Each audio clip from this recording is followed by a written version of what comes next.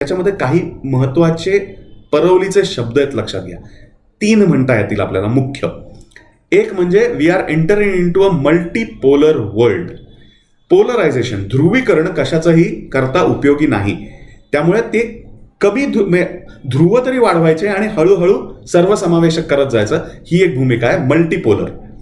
त्याच्या पुढे म्हटलं जातं आत्मनिर्भर, जे पंतप्रधान आपले नरेंद्र मोदीजी कितीतरी काळापासून सांगतात आणि त्याच्यावरती कामही सुरू आहे. डिफेन्स सेक्टर, अमका सेक्टर, तमका सेक्टर सगळीकडे सुरू आहे. आणि या पलीकडे जेव्हा एस जयशंकरांना विचारलं की इमिग्रेशन जे भारतातनं होतंय त्याच्याबद्दल तुमचं काय मत आहे, तर त्यांनी सांगितलं जगभरामध्ये इमिग्रेशन हे असं काही राहणार नाही. म्हणजे कोणी आपला बेस सोडून दुसरीकडे जाण्याची तशी आवश्यकता राहणार नाही. We should be looking at a global workforce. याचा अर्थ काय की बेस तुमचा पक्का आहे, तात्पुरत्या असाइनमेंटसाठी तुम्ही प्रवास करून येणार आहात. आणि म्हणून मग विजाची सुविधा, पासपोर्टचं रँकिंग, या सगळ्या गोष्टी बदलत आहेत. हे सगळे बदल पण आपण पाहायला पाहिजेत.